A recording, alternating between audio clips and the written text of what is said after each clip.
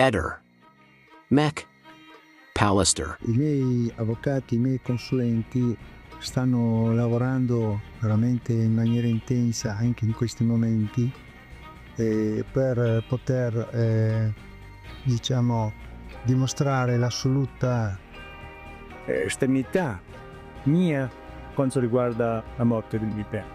Loro vogliono insistere che le indagini vengono fatte a 360 gradi, non solo nei miei confronti, verso tutti quelli che hanno ruotato attorno alla vita di Liliana. Non parlo non faccio nomi. I miei legali non hanno gradito il fatto che loro hanno chiesto una nuova perizia medico-legale che potesse far capire quando è morta, come è morta, cosa sia successo. Quello che veramente mi fa male è stato che Il mio avvocato è stato negato la richiesta della superperizia, è il tema che non si riesce a sbrogliare, capisci? Non si riesce a capire, non si riesce a dare delle risposte. Di base sugli elementi sono emersi quel primo giorno quando Liliana ha lasciato la casa,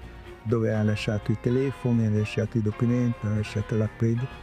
La vediamo uscire di casa e di depositare la differenziata nei politi contenitori, poi avviarsi verso Piazzale Giudebbi e dopo non sappiamo più cosa sia successo. Tutto fa pensare a un suicidio e questo a me fa molto male, anche perché evidentemente non si è reso conto, non l'ho patito, non ho visto su Liliana elementi che potessero portarmi a il pensiero di questo genere.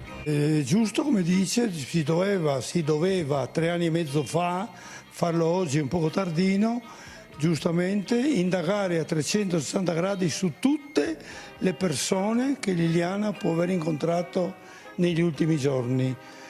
Non è stato fatto, sarebbe il caso e l'ora che la procura, che è cambiata del tutto, si organizzasse e lo facesse. Sono d'accordo in questo senso, ma è una cosa che deve essere fatta subito, da subito.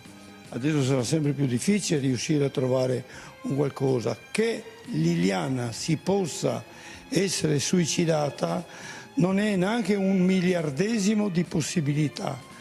Un miliardesimo, non uno su 10 o su 100 o su 1000. Lei non poteva suicidarsi, l'ho detto da subito, soprattutto con i programmi che noi avevamo in testa. Ma insomma io l'ho dichiarato da subito, non è una cosa che inventata. Io il giorno 15 mi sono presentato spontaneamente in polizia e quello che ho detto quel giorno vale oggi, inutile che lo ripeta, non mi interessa di ripetere cose. Lei non poteva suicidarsi, non esiste la possibilità proprio concreta. Lei il giorno prima ha detto a vederci domani. Non puoi cancellare 32 anni insieme e così da un giorno all'altro e poi essere soprattutto accusato dalla procura di essere l'assassino di Nemor. In questi periodi qua sono venuti parecchie volte a casa mia, una volta per portar via 1 migliaio di coltelli e poi sono venuti a verificare i consumi dei miei lavori in studio mentre affilo i coltelli. Hanno fatto dei tamponi, hanno fatto le cose. Io sono contento di questo perché capisci, ti toglie il dubbio in modo da avere le idee chiare, tutti siamo d'accordo su quello che può essere successo. È un momento estremamente difficile, veramente sto soffrendo moltissimo, soprattutto perché vivo da solo, mi manca molto Liliana. Io giorno per giorno mi rivedo le foto, vado nei posti dove io e Liliana, ti rendi conto che niente, assolutamente niente potrà sostituire la mia vita. Io, se ti ricordi bene, ho detto solo una cosa: dovranno chiedermi scusa. Molte persone.